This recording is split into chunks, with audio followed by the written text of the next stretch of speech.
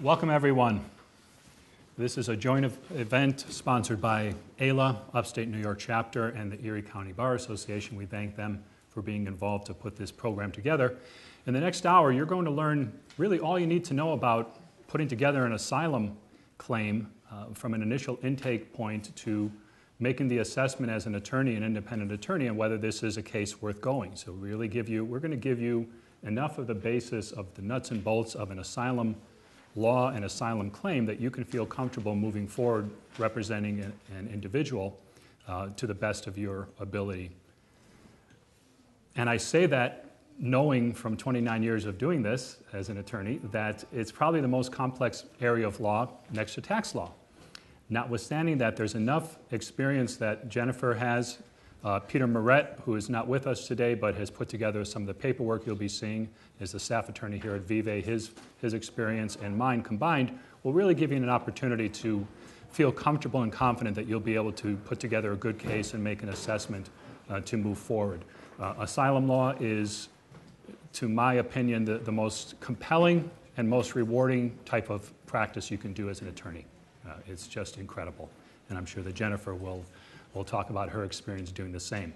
So with that brief intro, I'm going to get right into the nuts and bolts. We're going to have Jennifer Rizzo get started on what you need to know in terms of the framework of the law, and then we'll talk with some very practical tips of what else you need to know, what kind of questions you should be asking, and what's unique about doing work here in Buffalo, which is right on the Canadian border. And we'll be talking about the impact of Canadian refugee law and the Canadian border, because that is a very significant part of your practice here, and it'll be a significant part of how you assess your case. So my name is Jenny Rizzo. I go by Jenny, and I'm the director of the Immigration Legal Services Program at Journey's End. I appreciate the opportunity to be able to speak today, mostly because I'm here for selfish reasons. I have a lot of clients. We get about 400 clients a year at Journey's End for our legal program alone.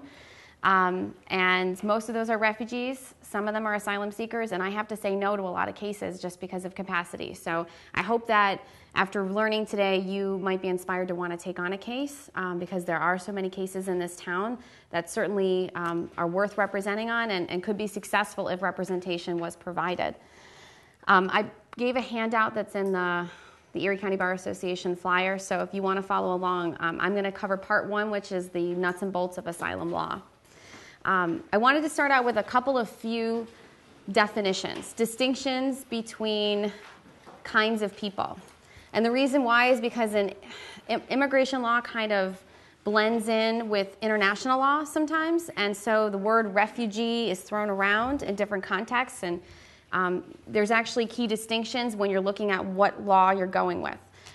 So under U.S. law, under the Immigration and Nationality Act, the INA, a refugee is someone who is awarded their status overseas by the Department of State and the Department of Homeland Security, and they enter the U.S. under Section 207 of the INA. That's a key distinction because their case was fought overseas. Their case was decided overseas. So when they enter, they come in through a resettlement process, which means that they're going to get an agency like mine to do case management services. They'll get a caseworker. They can go on welfare. They're employment authorized from the start.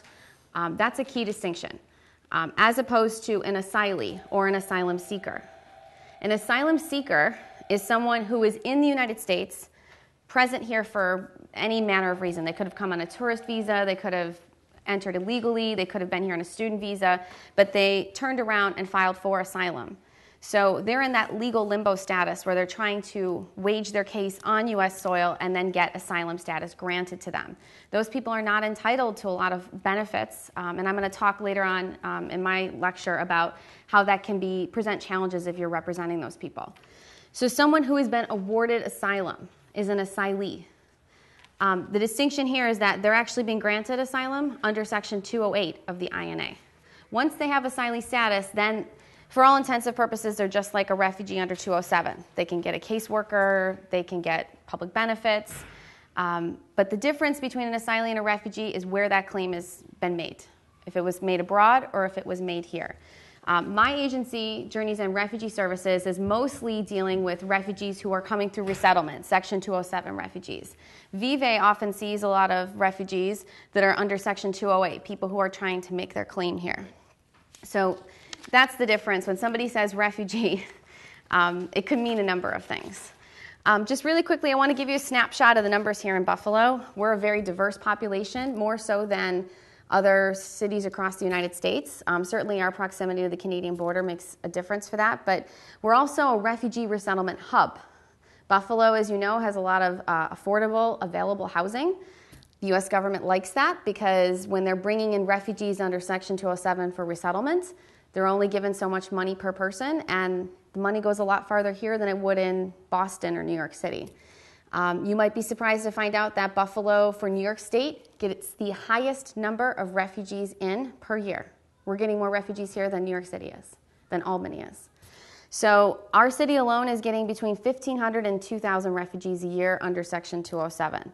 In addition to that, we have a big population of asylum seekers and asylees. And some of those people, a lot of those people come through Vive.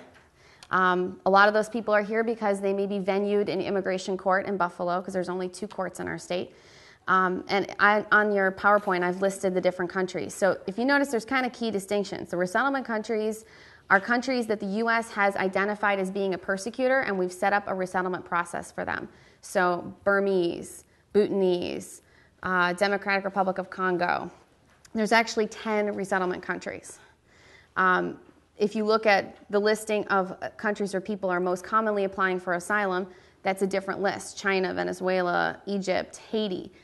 Those numbers may actually differ for Vive. The numbers I gave you on the PowerPoint are listed, or the countries I've listed are the most common in the United States, the highest number of asylum seekers. So there is a mix of people here in Buffalo. And just to give you a quick snapshot as well, of the 2,000 refugees we get here in Buffalo a year under Section 207, that's a small percentage of the 80,000 refugees a year that the United States is willing to accept in. The United States is the largest refugee accepting country in the world. Taking on an asylum case certainly requires some thoughtful consideration if you want to invest the time. There are 2 kinds of cases for asylum. There's the affirmative posture and the defensive posture. Affirmative means that you'll be filing the application with USCIS, which is the government agency that adjudicates immigration benefits, and you'll be going for an interview. Your client will be interviewed by an adjudicator, an officer. The defensive posture is different because you'll be going into immigration court. You'll be in an adversarial position because the government attorney will be on the other side. And it's not as easy.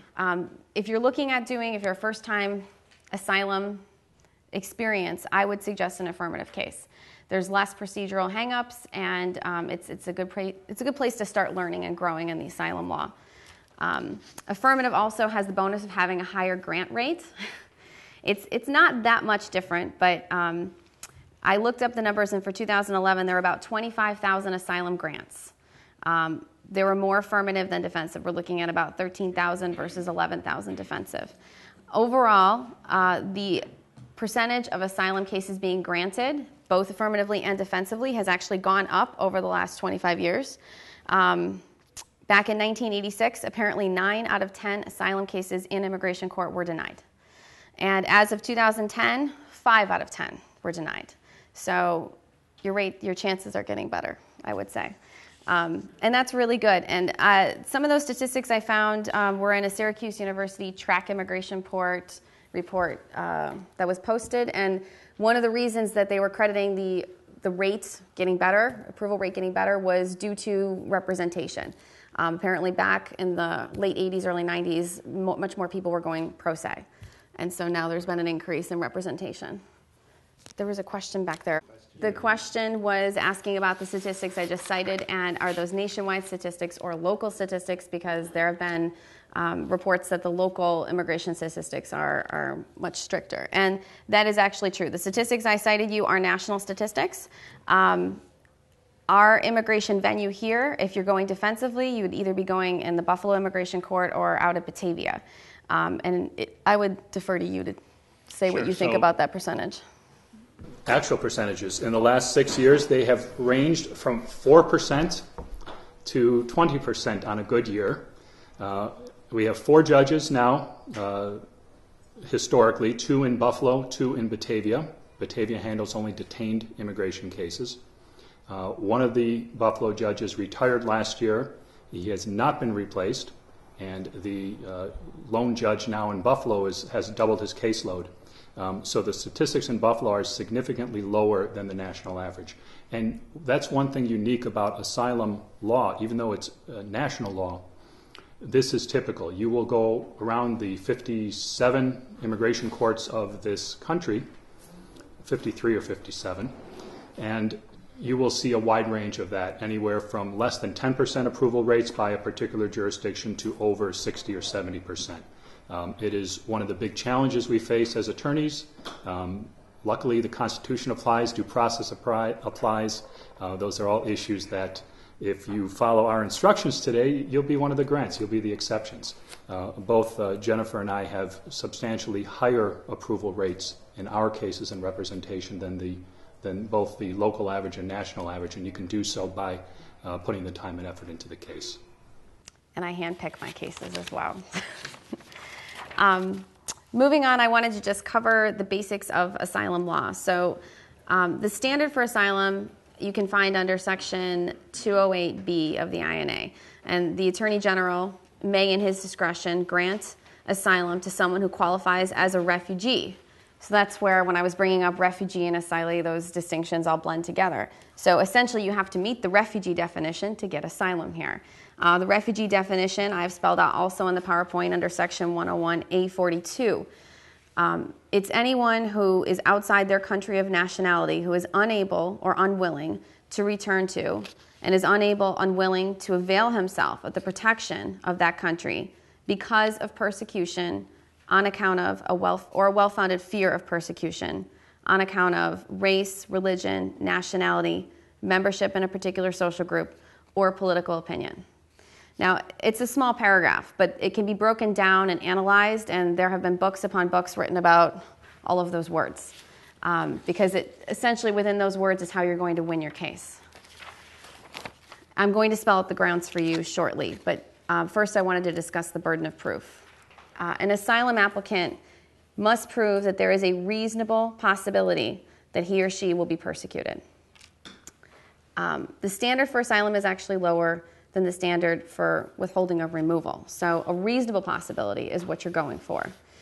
And there's case law that keys to all of the reasonable possibility grounds of what could or could not be reasonable. Withholding of removal is something that you can get if you don't win your asylum case. Withholding of removal is sort of a temporary situation. You don't get to move forward in time. Winning asylum is great because after asylum happens, you can then move on in your progression here in the United States. You can get a green card, you can move towards citizenship, you can sponsor family members. If you don't meet the threshold for asylum, but the judge or the adjudicator decides that you may have met the withholding standard, then you essentially can be here for a period of time until the Attorney General decides in his discretion that the country that you are from is no longer persecuting or a persecutor. So I have down the withholding standard on the PowerPoint as well. Essentially, the major issue is that it's less beneficial in the long term. And you could still at any point be removed to a safe third country. So your presence in the United States is not guaranteed. The necessity in proving asylum is you have to really look at persecution. You need to demonstrate that you have suffered past persecution or that you have a well-founded fear of future persecution. And persecution has to be looked at very carefully. It's unfortunately going to be parsed out by whoever is adjudicating the case. Specifically, it's the infliction of harm or suffering by a government or by persons a government is unable or unwilling to control to overcome the characteristic of a victim. So what you're looking at is who is persecuting the person. And if it's a group of people persecuting the person, is the government able to control those persecutors or not? The persecution has to then key to the characteristic of your client. It has to be under a protected ground. That's where the nexus comes in. So when you look at the INA and it spells out persecution on account of, it means one of those 5 protected categories, which are race, religion, nationality, membership in a particular social group, or political opinion. Now, it could be that your client qualifies for all 5, or maybe 2 or 3. You shouldn't ever limit yourself. Most of the cases that I have represented people on, I've checked more than one box if I can find an argument that's worth tossing in and arguing.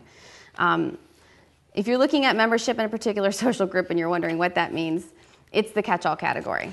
It's if you don't fit under one of the 4 defined grounds, but you believe somebody's being persecuted because of something about them that they cannot change, then you can define a social group and explain how the persecution has happened on account of that social group. Social group is its own body of law, wouldn't you say? I put down some examples of upheld particular social groups. It's a construct that you can come up with. What I would say is if you get into this, there's a lot of case law that you can read. There's a lot of great books written on the subject. AILA has classes just devoted to a particular social group. If Mike wants to cover it in more detail later on, I'll let him do that. You don't need to know it all. You don't need to get bound by that or worried about that either. We're gonna get you all through this. But what I will say about social group or any of the characteristics is you have to show that someone is being persecuted because of something about them that is immutable, that is unchangeable, that is fundamental to who they are, like religion or like their political opinion. So there is a social visibility requirement. Cases have been lost on somebody walking around and saying that they are of this group, but no one could actually see or identify that they were part of that group. So you would need to demonstrate in all the evidence that you put together for your client that they are a member of this group that is protected and that it is visible, it is believable, that other people would know about it. So just a couple of quick notes on nexus. It must be clear. You have to really connect the dots. If you don't connect the dots, your case is going to fall apart. And it's my belief that people who represent themselves pro se, one of the reasons why they don't win their case is because they're not really connecting the nexus together with the persecution and the on account of. If you are able to hammer that home and you're able to find evidence to buttress it, then that would be a winning case. Another important note is that economic persecution does not qualify on its own. If you can tie economic persecution into one of the protected grounds, then you have a case. But it cannot be that someone is just being persecuted or being extorted simply because they happen to be rich. There's a whole string of case law about wealthy Guatemalans. Now, I actually did just win a wealthy Guatemalan case, but I had combined a social group into there and a political opinion as well to win that case. So that's something to consider, that, you know, monetary value is, if we were accepting economic refugees, then Mexico would be a far bigger presence here and would, our laws would be structured differently. So, and the same thing goes with Haiti. So economic persecution has to be distinguished. I put down a list of examples of persecution. It really can range.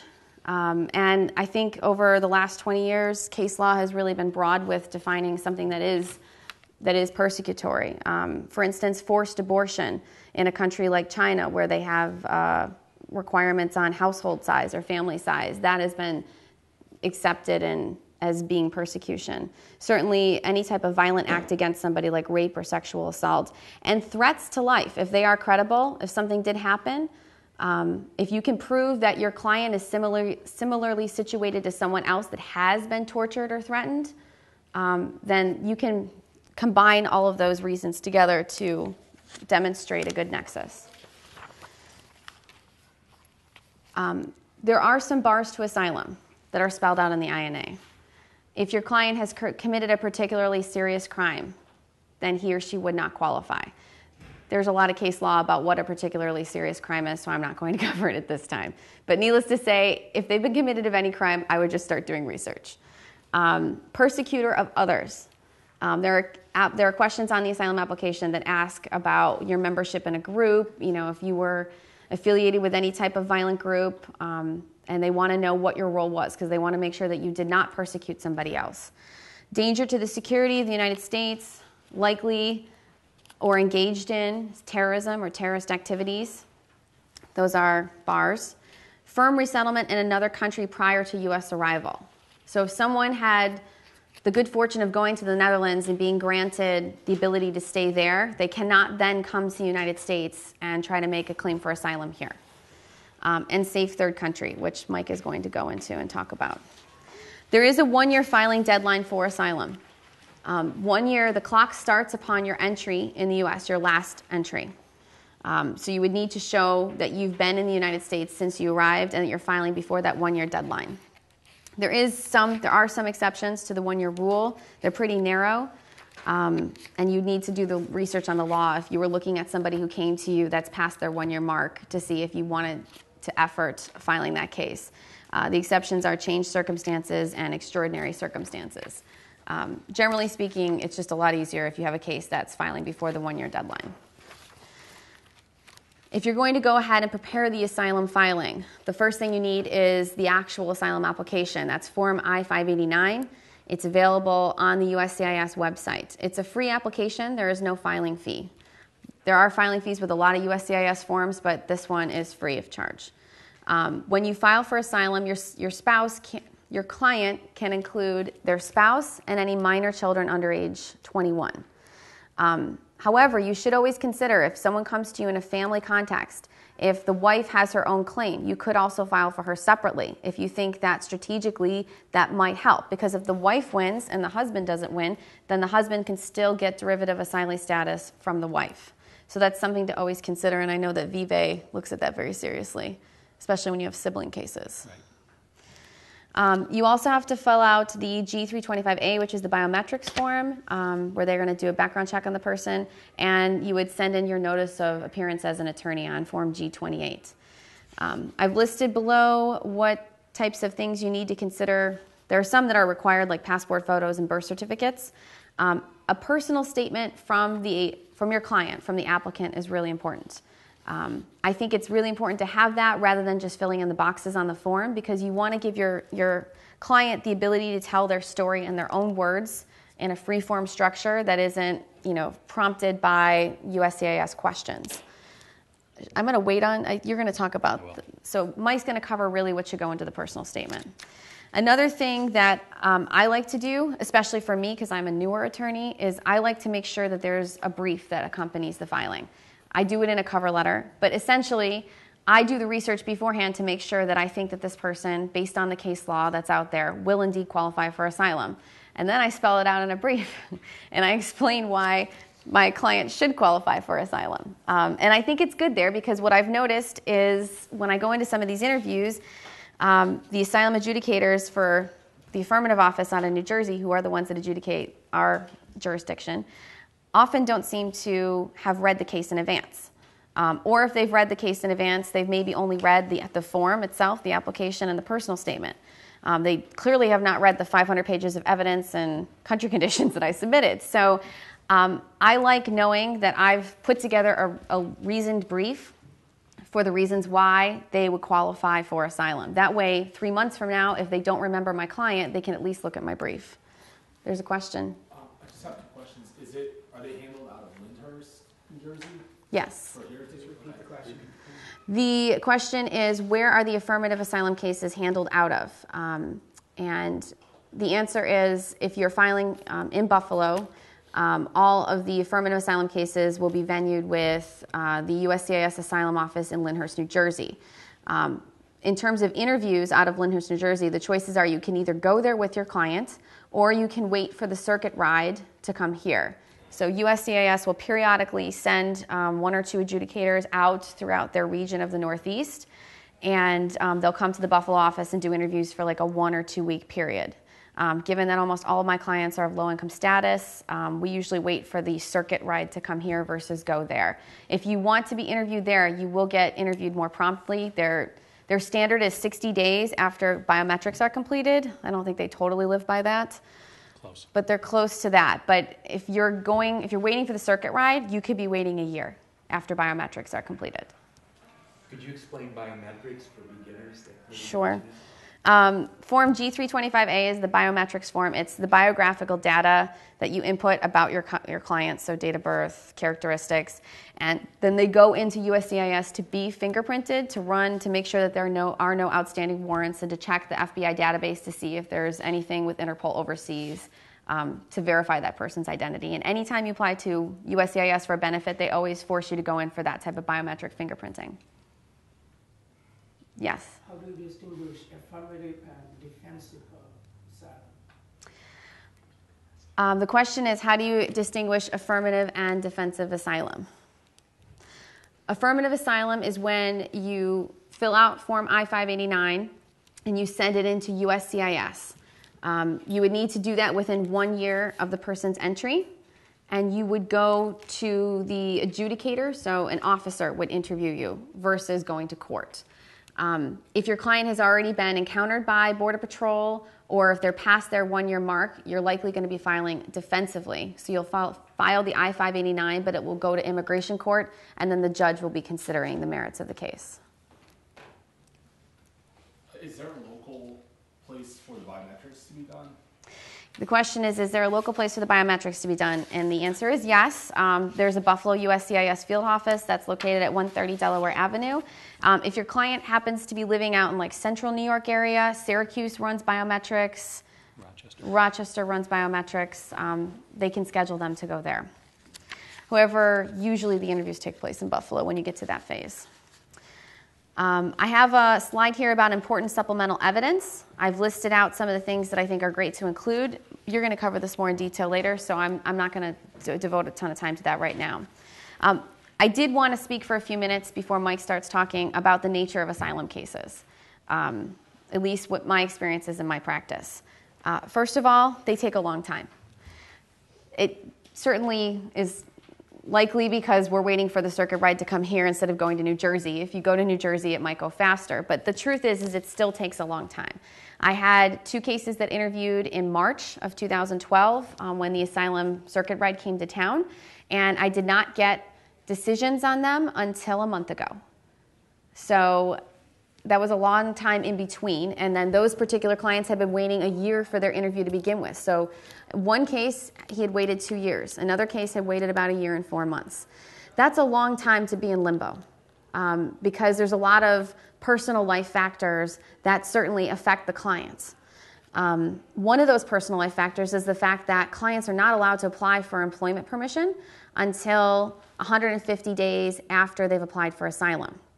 The law was changed a few years ago, or more so than that, because there were a lot of people who were filing frivolous asylum claims specifically to get employment permission so they could work in the United States. And after that, the law was changed to make asylum seekers wait to make sure that they were really legitimate and true in their case.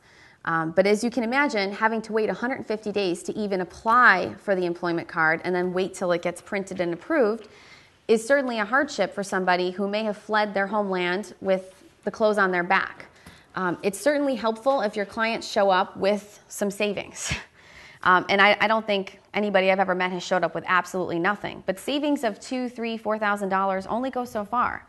And when you have to pay for yourself and your family, and you have to pay for translations of documents, that money runs out very quickly. And so it's very difficult because a lot of the times when I have clients coming in and they have concerns, their personal life concerns are far outweighing their legal case at that time. There are social service needs with these kinds of clients that are huge. A lot of the clients that are applying for asylum have been persecuted, and it's been actual physical persecution. They've been beaten, they've been tortured, they've been confined or detained for periods of time that could even be years. They've been forced to have a child that they didn't want to have.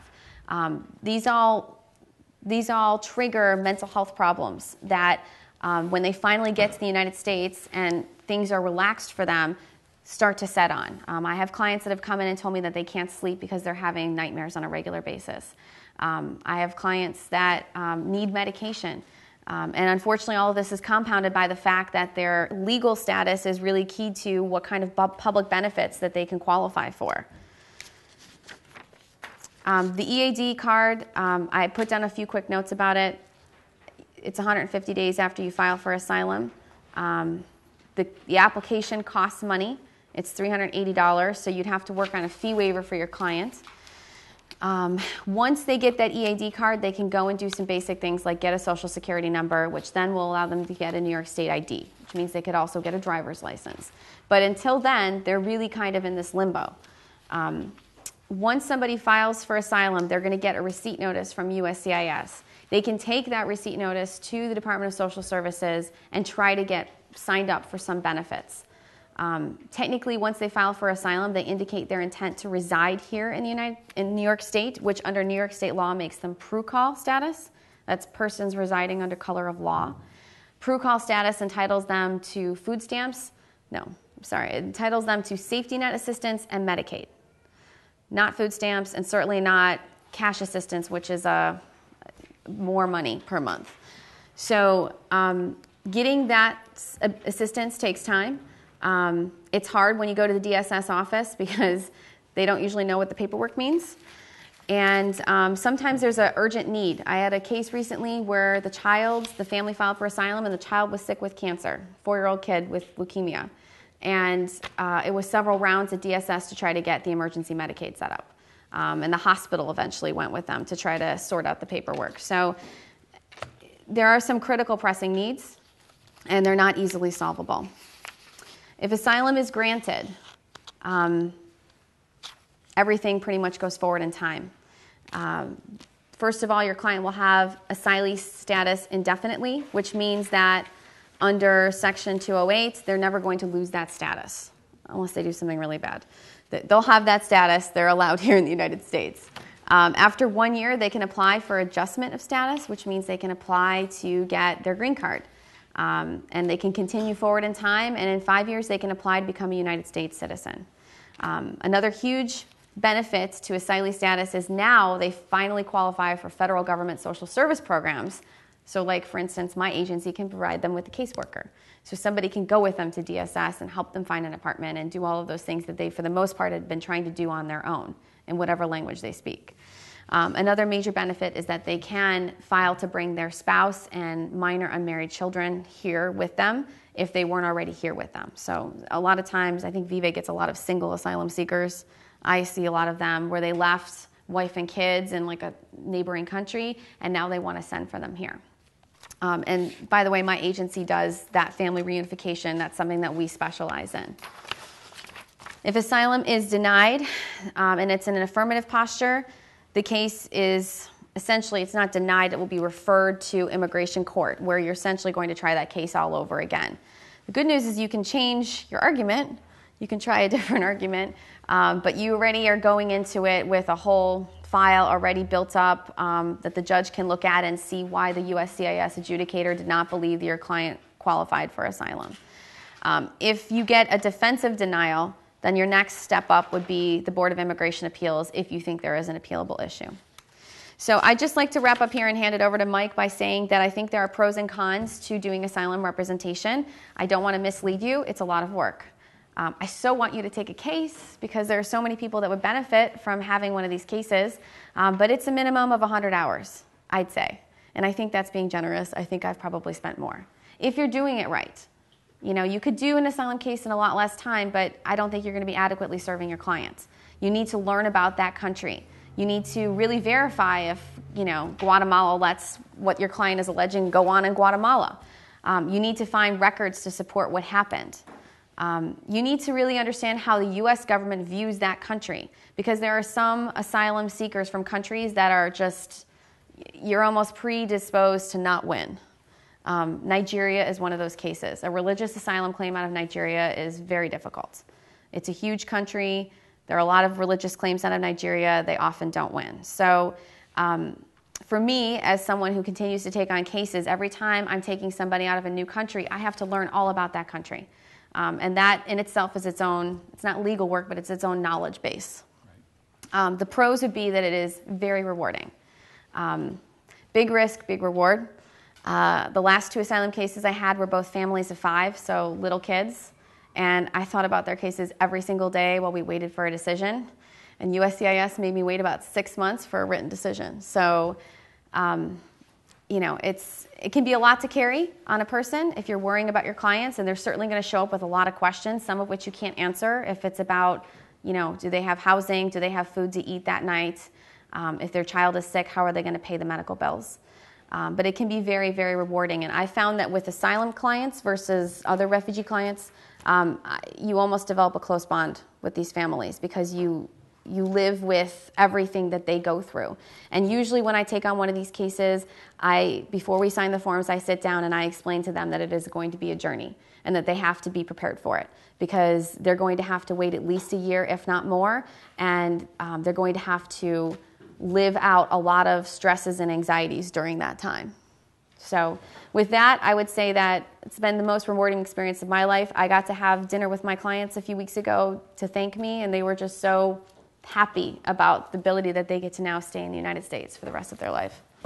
So important. Attorney representation, we talked about numbers, double the approval rates if you are represented for an asylum claim versus not being represented. And perhaps even more so now because our legislator has politicized this process and it is getting more and more difficult to satisfy burden and approach these cases. But with that in mind, don't worry, because in my PowerPoint, you learn all you need to know in your first intake and how to present this case and assess this case right from the beginning. And I say that only half jokingly because I have handled well over 100 asylum cases in my career and am literally taking on 4, 5, 6 every year, as many as you can do with the knowledge that this is how much time it's going to take. It makes a difference, every case you take on. A couple points. Asylum is law. It's domestic law. Lawyers, you look at the law first. Then you look at the regulations. Then you look at the cases. Look at the law first because sometimes the regulations are wrong. Sometimes the cases are wrong. You as a lawyer can make a difference. There are many lawyers, some in this room, that have taken cases and made law here at the Second Circuit Court of Appeals. As immigration lawyers, you become constitutional lawyers. It's incredibly rewarding and exciting work. But all you need to know to get it started is set forth on the PowerPoint. I have an initial intake question, and the way I've laid it out in my PowerPoint is the left-hand side is what you're doing to the client, the right-hand side is why you're doing it and what you're doing for yourself. And right at the beginning of the intake process, the single most important thing I'm going to talk about is while you're getting the information, while you are at some levels evaluating what sort of claim this is and what sort of witness you have, be very aware of the cultural barriers, of social barriers, of psychological barriers, and pain. As Jennifer said, virtually every case that comes up now, I've seen a huge difference in the level and the quality of claims over the 30 years I've been doing this. Whereas I would regularly see economic-based refugees back in the 80s, and that it's not that way anymore. Virtually every case I'm dealing with has some level and intense levels of post-traumatic stress, of severe mental illness and problems because of the persecution that has occurred. So be aware of that. And I'll give you two quick examples. I had 2 cases where I never heard the entire story of what happened to this individual claimant in one case until after we went through the affirmative case and lost, and it was referred to the court, and I finally had him come to me and give me the true story of what occurred to an individual male. The second one was in court and on direct testimony, whereas the persecution that I knew of and can set up to the point of what happened in jail went well beyond what this person ever admitted to me. Both cases were males that were sexually assaulted. Very interesting. And a female, the same issue. This doesn't come out necessarily in the first interview. Be aware, even though you're getting the story and you're there to build this trust and credibility and you're there to help them, you may not have all the story right away. But you'll get enough to go forward with it. So when you're going through these questions of basic background information, it's there, obviously, not just to gather the information to complete the form, but I think there should be a system. You should always start off with something very simple to get the person comfortable. Talk about them individually. Talk about their schooling, their interests, their hobbies. Get an opportunity to get the person comfortable with you, get to know them a little bit. It's very interesting because when you get to the point of what you would think is an easy question is family, that often is one of those major barrier problems because oftentimes they themselves may not have been directly persecuted in that they themselves were not physically assaulted or harmed but in front of them they've seen a spouse or child killed, or many, in many cases. It's incredibly significant. So again, there's a method to my madness of how I've laid out these intake questions and answers, and build your way up to it. Build up that comfort, and be aware of these sensitivities.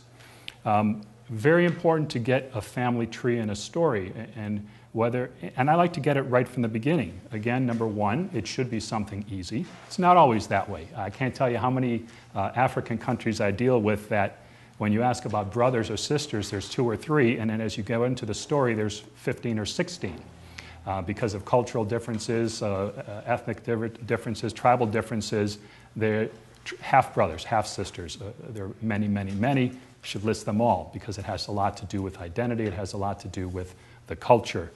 All of this that you're gathering is because, as an attorney and as applying the law to the facts of your client's case, you have a burden. And the burden is to be persuasive. And the burden is to set forth the individual's claim to make it as real as possible in a subjective way. What is that person feeling? And to make it as logical as possible in an objective way. How realistic is this story in light of the country conditions?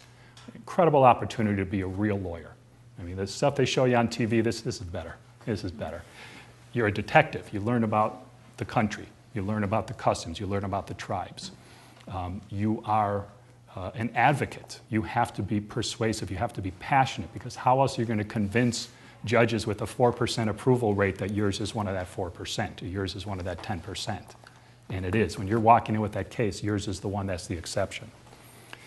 So very important. And as you go through these questions, you're getting not only eventually to the meat of the story, and if you look at how I've laid this out, you don't really care about that initially. You're just building trust. You're getting information. You're getting the background. You're doing a lot of things at multiple levels that, from the lawyer's perspective, you need to understand. The client doesn't need to worry about that. You learn also, could there be potential issues of problems with the case? In criminal cases, it's good to know a little bit up front. Is there a criminal conviction anywhere in the world, no matter for what? Develop all that. After you've gone through this background that I've laid out on pages 1 through 4, or 2 through 4 of my application, I like to do the next step in a very open-ended narrative way, almost like a very, almost a direct exam, very loose. Get a narrative. Why don't you want to go back to your home country? And it's going to be for one of 2 reasons. Either because something has happened in the past, that's the legal definition. Past persecution is one of the ways of proving you're a refugee and you get the benefits of asylum law and protection in this country. The other way is you are afraid that something will happen to you. Get that story first. Then you say, why? That's how you get into nexus. Is it just general conditions, that things are really bad there? Crimes are very bad? Or is it something much more significant? Is it because this is connected to your political opinion? You're on the wrong side of the who's in power. Is it because you happen to be the wrong minority religion in this country where it's not tolerated? Again, you're getting the story, and it's just simple, good detective work, good lawyer work. You know, why don't you want to go back? Give me some reasons. And then within that, gauge how comfortable they are to see how far you can probe. I had a case, a very interesting one, that the person was represented by an attorney, went to the affirmative case, and was turned down. I know they don't call it a denial, but try telling your client that. It's now at the court level, and it came to me. Within 3 minutes, I knew the problem. I was looking at his paperwork, and in his narrative, while he was in jail being tortured, one of the documents he had in front of him was a passport, which happened to be issued while he was in jail being tortured. Immediately, you don't have to have a lot of experience. It's just any kind of lawyer, any kind of person with logic is going to see, we got a little problem here. So he was able to explain it. It was a country where you can pay people to get things done for you. He paid a family member to take care of it for him, and it was taken care of. But because he wasn't prepared for that going into the affirmative case, when he was hit with it, he seemed to hesitate. Again, there's cultural differences. It came across in a way of not being credible. And I'm going to talk a bit more on credibility because since 2005, that's the meat of the case. Real interesting history. America, all you need to know is U.S. law, because asylum, even though we're basically following international norms, the Refugee Act has been in place since 1980. And although there's been narrowing regulations on it over the past 30-some years, the real sea change in my experience came as an attorney is when the Real ID Act of 2005 passed as a follow-up to the anti-terrorist laws of post 9/11. And you'll see that I've focused a lot of effort on that because that has put the burden very significantly. And I want to highlight this. I don't usually like to read, but it's significant here. This is now, Jen mentioned INA. For those who don't know, INA is the acronym for Immigration and Nationality Act. That is the body of immigration laws. That is your starting point that you need to know as lawyers. It's also codified in Volume 8 of the U.S. Code. INA Section 240C4B. So sustaining the burden, where the immigration judge determines that the applicant should provide evidence which corroborates otherwise credible testimony, such evidence must be provided unless the applicant demonstrates that the applicant does not have the evidence and cannot reasonably obtain the evidence. So right away, up to this point, cases were a lot easier going up through 2005, and cases that were started before this 2005 law went into place, it was enough, just like the UN asked for, that if a person's own testimony is credible and consistent, that's enough to sustain your burden of proof to be granted the benefits of asylum under U.S. law. 2005 changed all that.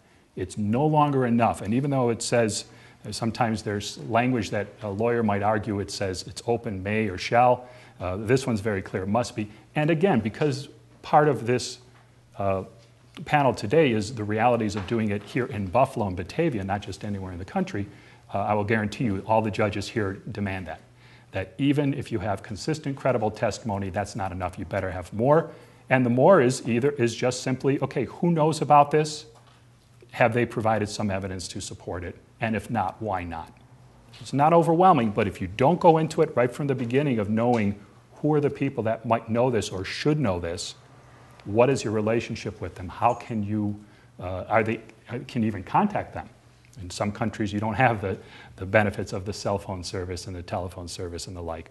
All those practical impacts are very significant in how you take your case right from the beginning, all your initial assessment. And by going through these questions, you can get some framework of that to assess it properly that way. The other problem is, again, in the law, there's a section that deals with the judges making a credibility determination. And any inconsistency is going to be a problem. Again, it's one language, but that's what we do as lawyers. We apply the law, we interpret the law, and we do it sometimes line by line, sometimes section by section, sometimes word by word. It's what we do, that's what we've been trained to do. And the way the other side is looking at it, meaning the government or the trier of fact, is not always the same way we are. That's your goal and that's your challenge, is to do so persuasively in a way that says, either that an inconsistency is not a problem or can be explained away. So when you're looking at it, always start with the law. Go to the regulations next. They're laid out very well. They'll run into some of these issues. Let me give you an example of real life, again, in Buffalo and Batavia. This is the law. We talked about time, how long this takes, Jennifer mentioned. INA Section 208, D5A, small III, says, in the absence of exceptional circumstances, final administrative adjudication of the asylum application, not including appeal, shall be completed within 180 days after the date an application is filed. Does that happen in Buffalo? No.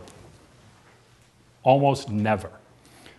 Because of the demands on a caseload, because of the retirement of the judge, because of financial considerations where they're not replacing them, we are now getting court cases a year and a half in the future. And it raises some practical problems because even if you just take on the case, you go to court, you say, Judge, I'm going to be the attorney. Looks like we have an asylum claim here, but I haven't had time to do my initial assessment and take more time. So give me some time to put that together. That alone can take 6 months, 9 months, a year down the road. Why is that a problem? In the old days, when people, frankly, the cases weren't as serious, it wasn't. If they can get work authorization, they can stay here, who cares? I don't see those cases anymore. Every day that is without a adjudication of justice, of protection in the asylum seeker's case is hell for them. It's the first thing they think about when they wake up, it's the last thing they think about when they go to bed at night. Makes that much of a difference. And not having that ability to push cases forward is a significant problem. There are some tools you can do. I don't want to go into too much detail. Again, we're still at the intake and assessment stage, but you can make a motion to advance the date, for example. It's a problem for others, both from an employment standpoint, I'm going to be talking about right away, but from a way of going forward with the case to really get adjudication. Justice delayed is justice denied. Have you heard that one? Here's an example of, I think, where it's occurring.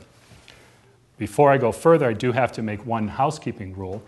Because this is being recorded and other people have the opportunity to get CLE credits, we need to be able to prove that they've really been listening for the past 50 minutes to Jennifer and myself.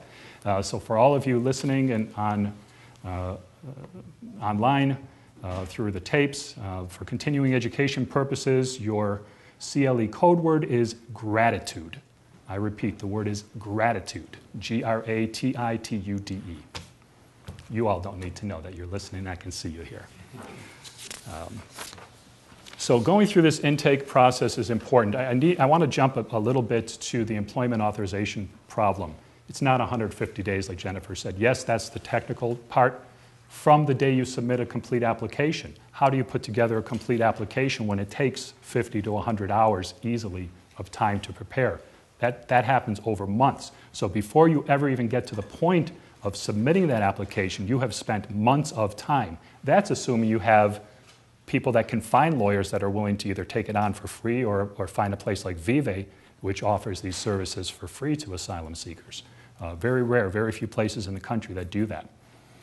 So you have the time in finding an attorney, you have the time that even when you find an attorney to put the case together, you will have that time. From a lawyer's standpoint, it's great. You've got time to put it together. From the client's perspective, the longer it's delayed, the harder it is for them. So you do have that tension, and that is one of the realities of the situation. Question?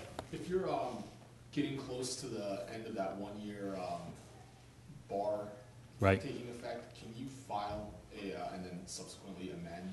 Yeah. Great question. The question is, if you're getting close to the 1 year deadline, can you file?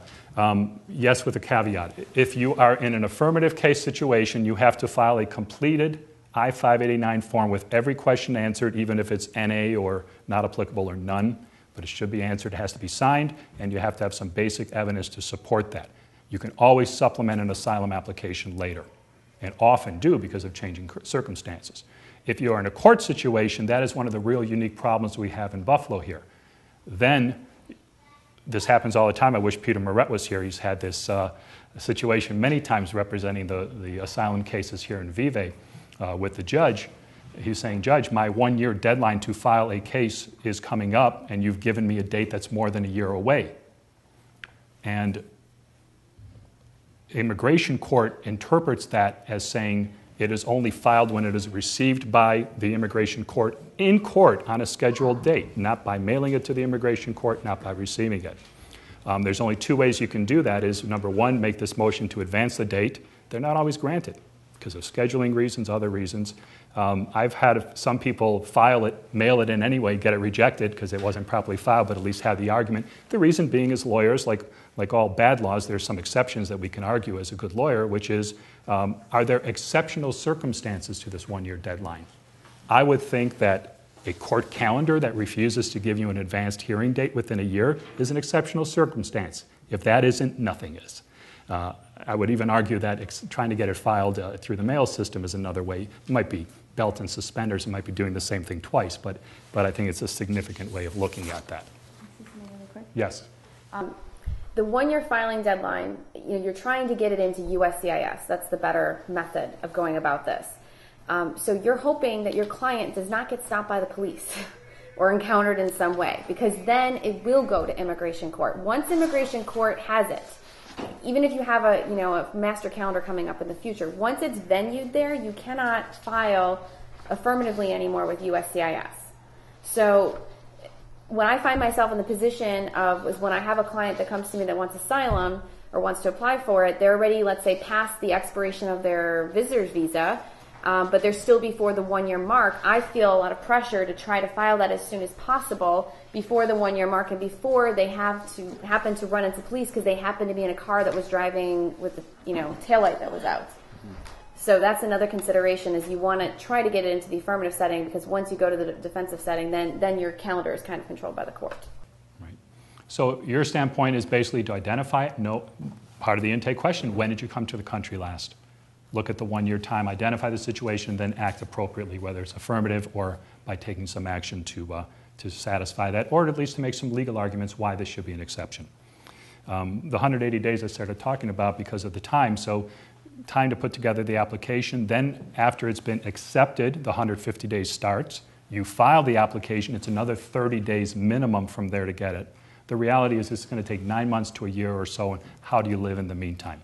We're in a place called Vive, which is the largest refugee shelter in America. Refugee in the sense of asylum seekers. Historically, all the cases here were people on their way to Canada. Overground railroad we had here for 20 years. It's no longer the case because Canada has raised several barriers to seeking asylum in their country. That has changed the type of cases handled here. That's why some of the questions you'll see in my intake form have to do with, do you have relatives in Canada? The general rule quickly is that the U.S. and Canada entered into a safe third country agreement that went into effect December of 2004. Basically, it said that you have to apply for asylum in the first country you enter, and you can no longer just enter Canada to make your refugee claim there. There are certain exceptions. For a while, Canada gave special benefit to countries of great concern. They identified 8 with very high humanitarian approval rates and refugee claim approval rates. They left an exception for minors unaccompanied. They left an exception for certain stateless people. But the most effective one was if you had an anchor relative there. Any person who is legally in Canada, and it could be very broad, it could be a niece, a nephew, an aunt, an uncle, just wasn't a first nuclear family. And you can contact them, and they were willing to support you, and you can prove that they are part of your family, then that would allow you to make an exception and go to Canada to make your claim. Why Canada? Several reasons. 1, higher approval rates. 2, they do give benefits immediately with health care and work and the like that we don't give in the U.S. So there's practical reasons. Again, as part of your intake, as lawyers taking on your first or a few early asylum cases, but just by merely asking this question, you're creating options. And by knowing this information, you can then talk to your client the next time and give him or her the better options they have, whether it's U.S. or Canada, perhaps. Question? Mike, historically, Vive had 100% of the applicants seeking asylum in Canada, but it's changed now. And what would be the division between those seeking asylum in Canada and those seeking asylum either elsewhere, and most especially in the United States? Sure. Question was raised that since we are at Vive, what have they seen with this U.S.-Canada changes in the law, and what is the division? Historically, almost 100% went on to Canada. In the last 2 years, it is now about 60% on their way to Canada. 40% of the clients here are staying at Vive seeking U.S. asylum, and rather than staying for weeks or months, they're staying for years. Practical impact. It takes a long time. It's too long, from my free opinion there, as you may have picked up on my approach to this. But again, by approaching this the right way, by getting the information first, by then doing some basic information gathering, and I'm going to point out 3 things. This is on page 6. Go to one source, go to the U.S. State Department country reports on human rights conditions. The reason being, that's what the judges look at, that's what the board looks at. Highly probative evidence. Look at that first. That's the official way of looking at the situation. Second, very helpful, the CIA World Factbook. Online, gives you a lot of background information about the country. And third, you've got the internet. You can do some recent news research that way. Don't worry about putting those 100 hours in all at once, but if you look at those 2 or 3 sources, you will be able to get a real good sense of what are the objective conditions you're looking at within there. How are we doing on here? 2 minutes. All right, we've got 2 minutes. We will take questions after this, but for the completion of the CLE, let's get another question here. The question is, Journeys End, my agency that I am employed by, is involved in refugees and resettlement, but to what extent do we participate in asylum and refugees seeking asylum? Journeys End has historically been a social service agency. 2 years ago, I was hired to start a legal program because it was determined that there was an acute need in this community for legal services for this population. So the legal program does full representation on asylum. We've had several cases a year. We've also represented on trafficking cases, U visas, as well as refugee reunification matters and other refugee legal matters like green cards, employment cards, citizenship. Question all over again? The question is, can law students take on an asylum case? And I would say absolutely. Particularly an affirmative asylum case for a law student is a great learning experience because it's all that research. You have that UBIT name, so you can do all that free database research at the university. And it's a great, mentoring experience for me as an attorney, but for the law student to work with the client and have all of those one-on-one sessions and work out how to structure the personal statement, how to structure the brief, how to best present the evidence. It's a great learning experience. I've taken on 5 law students. I've had 3 of them that have had each one had an asylum claim case assigned to them. And I would say even if you're past law school, like and still waiting on bar results or waiting on licensing, it could be something that you want to explore either on your own or maybe under the mentorship of the Volunteer Lawyers Project, because they're willing to find you a case and then mentor you on it as you have questions. Everyone, thank you so much for listening, for being here today. You will find in your handouts significant detail on what we've talked about, some of the things we were only able to highlight because of this 1 hour, but it's a really good starting point. Don't be afraid to take on a case. You'll do it, and the reward is well worth it. Thank you.